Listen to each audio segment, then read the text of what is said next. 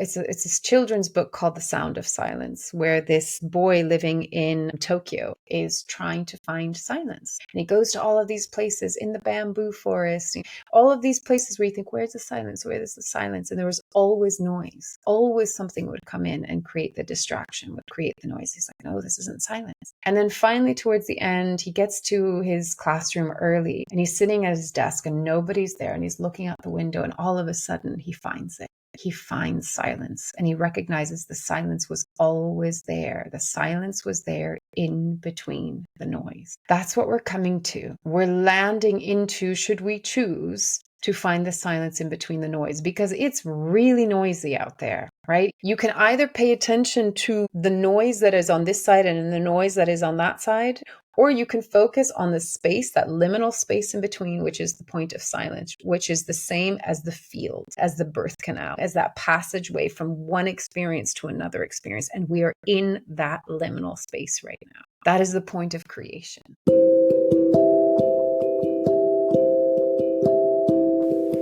This is Corinne Bloom, and you're listening to Raw Conversations.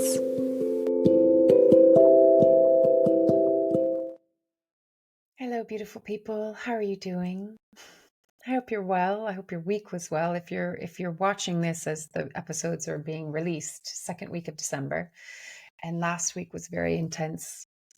And I've sat down today and tried to record this so many times, and I keep on hitting a wall with it. And so I feel like today actually is going to be more of just one of those just gentle reminders to guide us through this time, because December generally can be pretty intense if people get caught up at the Christmas and, holiday kind of stress sometimes, but also this way that we perceive the year, that this is the end of the year and the end of the cycle. And it's like a crunch time, right? And I think this December, there's a exponential intensity that's going on as we come into this completion year, where at the end of the year 9, there's a completion. And at the end of something, there's like the final purge. And is it the final purge? Who knows? Everything is cyclical. It's not linear. So we don't just get there and boom, it's done and we can continue on to the next thing. It's cyclical. So we'll come back around to it again, I'm sure. But this cycle feels like it's coming to an end. And I think as we come towards the solstice and the light comes back, we're finishing the cycle of darkness, right? So there's a lot that's percolating right now, and there's not a single person that I know in my life right now that isn't struggling, that isn't challenged, that isn't feeling stuck in a loop and a circuit that keeps on coming back around. And I was having this conversation with one of my dear friends. It's like, what does it take? What does it take to move beyond this cycle? And I would say that's both personal and collective. And sometimes it has to get kind of so mucky and uncomfortable to really truly let go. And those are the words I keep on hearing. It's like, let it go, let it go, let it go. I talked about it last week. Let go of the scaffolding, let it crumble, let it fall. And it's easy I have this visual of like that crumbles into kind of stones and boulders, and it can feel kind of abrasive and harsh.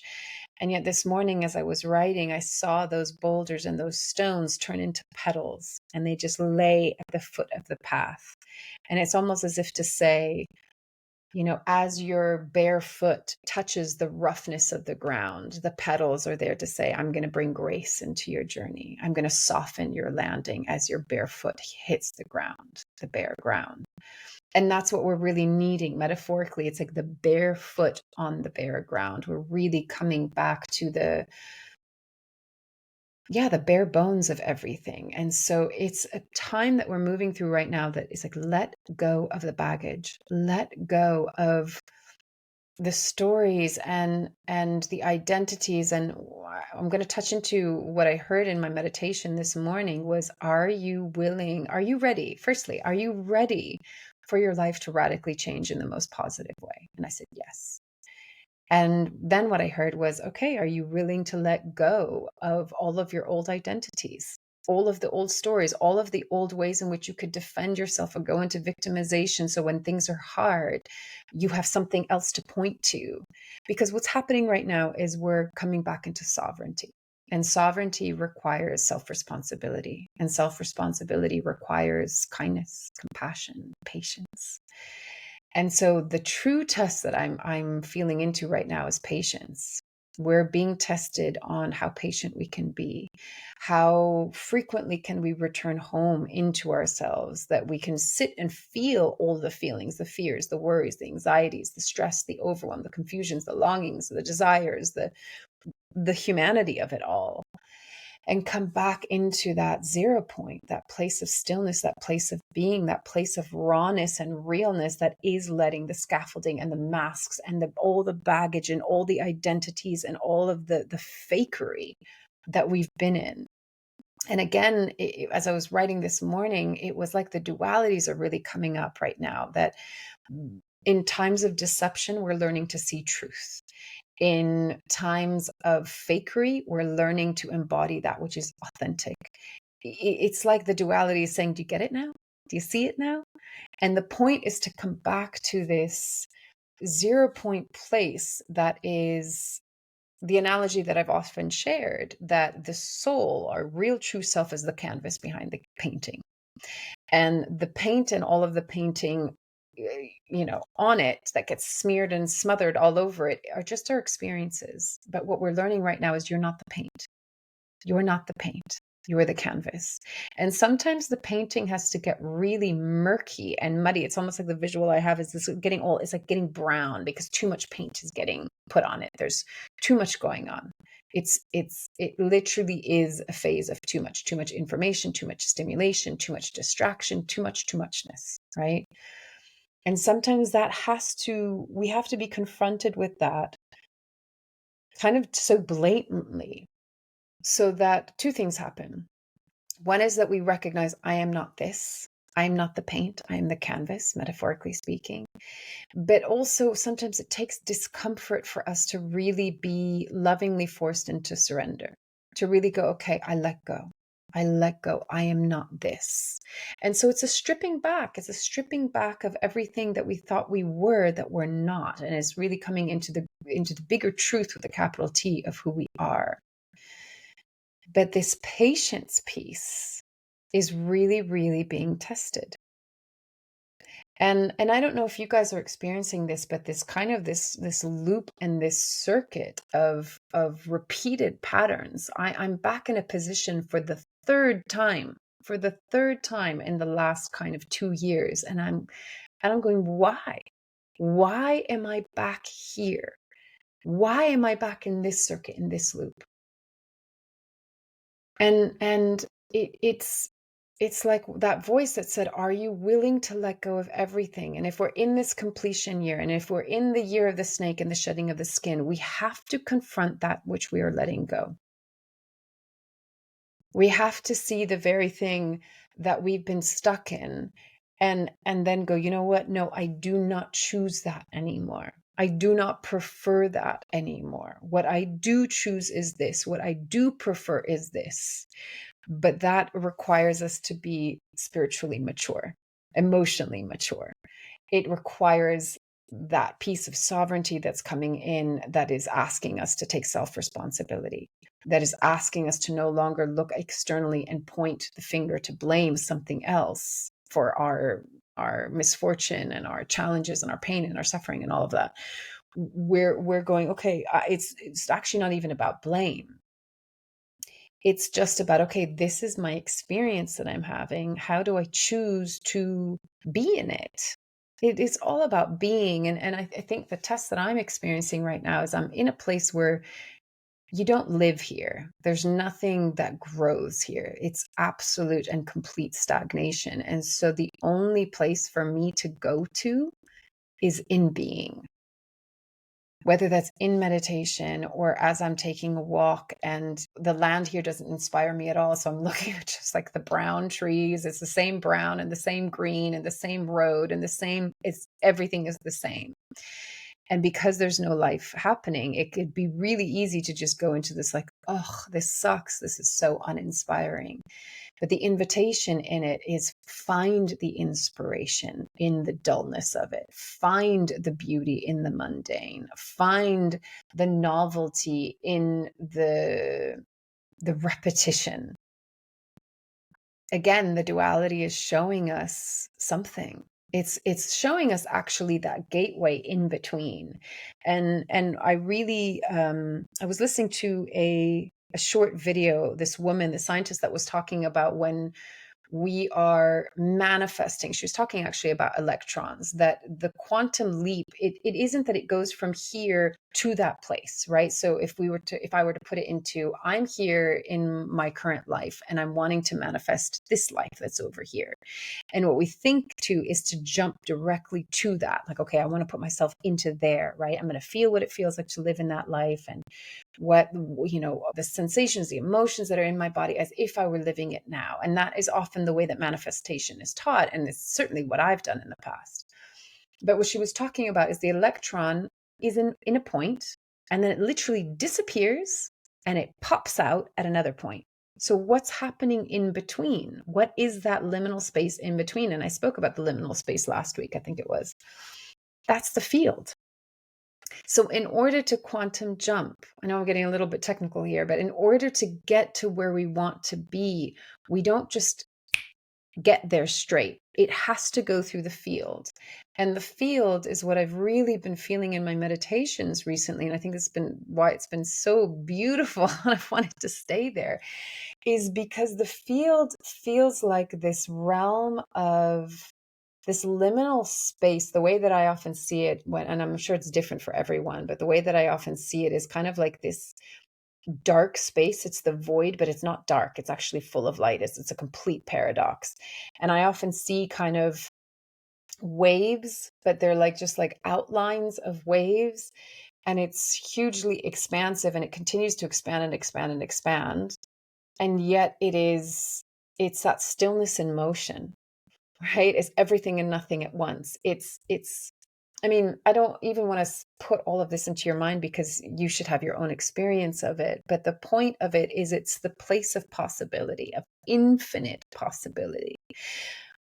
But it feels like nothing is happening and everything is happening because it's just a state of being. So you're not projecting into, oh, I want it to look like this and this and that. And that's all beautiful. And I do that first. I do see the vision of it first and how that feels. And I get into the specificity of it. But then I come back into this liminal space of the field where it's like that's where everything, what is the word? I don't know why stimulate and percolate comes through, but it's like everything is bubbling from that place before it comes into fruition. And maybe almost the image that comes through as I say that is like a volcano. And I don't mean that it has to be this big that's going on, but it's as it starts to ooze through the crust of the earth, and then it takes shape. It has to burst through and then it takes shape. But there's always this space in between. It's kind of when we're going through the birth canal, being from the womb into reality, into this world, there's always a passageway. And so right now, I think we're being asked to come into this place of stillness so that we can access that passageway. We can access the field. We can access the place of stillness and motion in order to then get through to the other side, which we're wanting to create and manifest and cultivate into reality. We're learning right now that we are creators. We are far more powerful than we've been told, and at the same time, we've been taught in kind of left brain linear mode that you have to go do to create that. And what we're learning is that you create by being, and you create out of stillness. And you create from that 0 point place where you're not in the story of the future and you're not in the story of the past. You're just literally right here. And so if I bring that into the human practical day-to-day experience, I think why I keep on hearing that our patience is being tested is because it's like, no, don't run ahead of yourself. Don't get impatient. And I can be super impatient. I'm like, man, things take way too long here. It's just like, why can't I just instantly create? And it doesn't work that way at all. Even to get to a place, like I can be very directional. Like, give me the direction and I want to just get there. I don't want to like meander around it. Just like get me the fastest route there.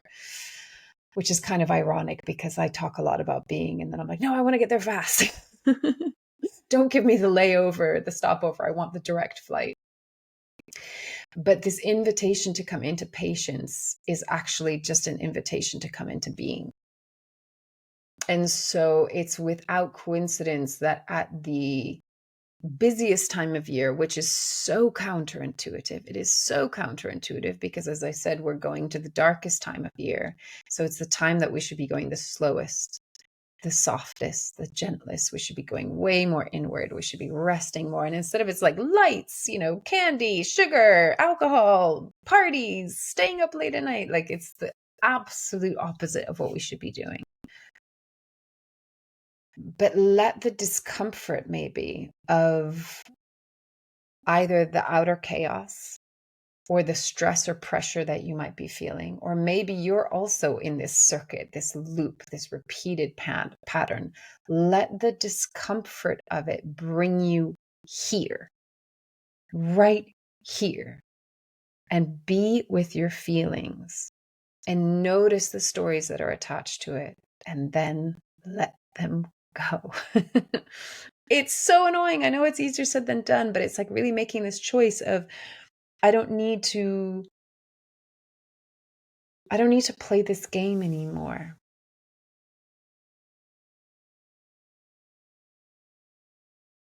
So again, I'm going to come back to the reminder that you're not alone. That's really coming through again. You're not alone. And if you're going through challenge, maybe it's coming up for review to let go of your attachment to it, to let go of the story of it. And can you really come into this, dare I say, neutral space? And maybe what it's even pulling us into is not to be in the reactivity of what's going on to us as we perceive it, and flipping it into, how is this happening for me rather than to me? But also, I feel like if I really go dig deep into it, we're coming face to face with what our beliefs are about life and existence, source, God, creator, your higher self, your soul, your essence.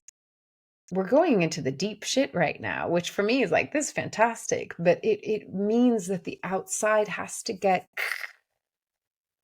enough to come back into the silent space behind it all. It reminds me again of this children's story. I talked about this a while ago. It's this children's book called The Sound of Silence, where this boy living in Tokyo, I think, is trying to find silence. And he goes to all of these places in the bamboo forest, all of these places where you think, where's the silence? Where's the silence? And there was always noise. Always something would come in and create the distraction, would create the noise. He's like, no, this isn't silence.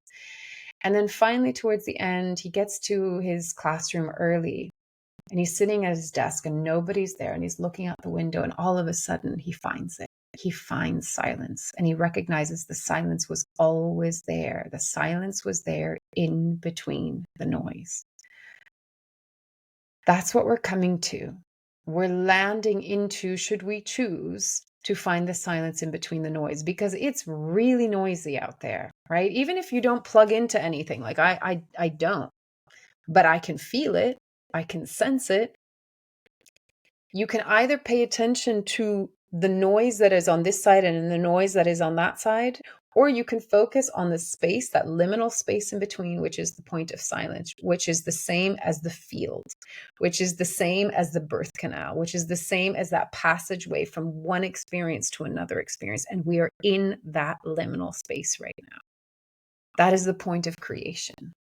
From nothingness comes everything. So I don't know if that seems too philosophical or out there and if that even makes sense, but it's just like that. That's what it is. That's take it or leave it, as I always say, right? But that's what it feels like. We're in this stripping back and getting into this real simplification of you are in the space being between creation, the crumbling and creation. That's where we are right now. So the invitation is make time to find moments of quiet, to find moments of reflection. Look at the pattern, the circuit, the loop, the repeat, but don't get attached to it. Just recognize, what is it that I'm letting go of right now? And whatever it is that you're wanting to create in your future, great, visualize it, see it, feel it, sense it, but don't try to jump immediately directly there. Pull yourself back, become the canvas of the painting, observe all of it that's on top of it, in front of it, before you. Come back to the canvas. Come back to the essence of who you are. Come back into that liminal space. Be the electron that pops out and into the field before it will emerge where you're visualizing yourself to be. But we're in the passageway right now. So moments of stillness, moments of quiet, moments of witnessing your experience, and go out in nature. Go into the places that connect you to that place of silence.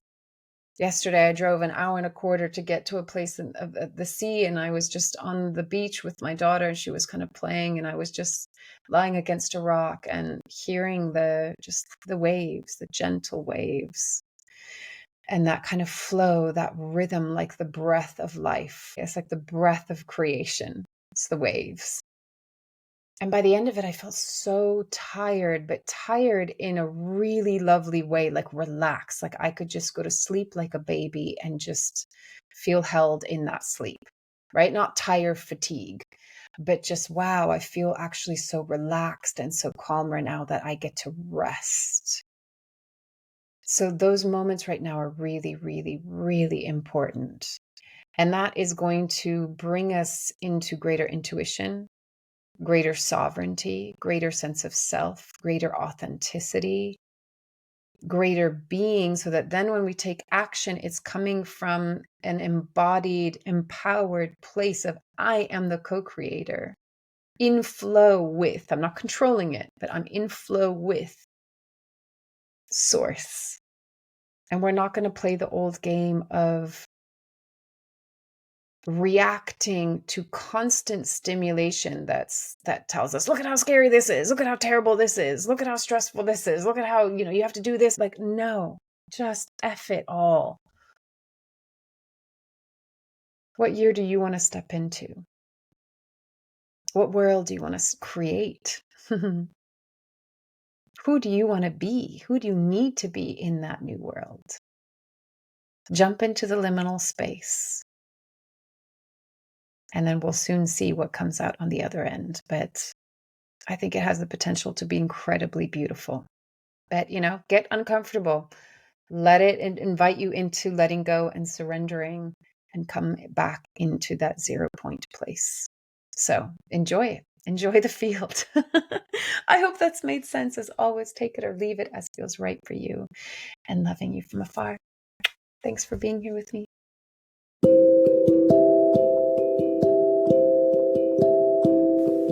You've been listening to Raw Conversations with Corinne Bloom. Thanks so much for showing up, listening in, and being a part of the conversation with me.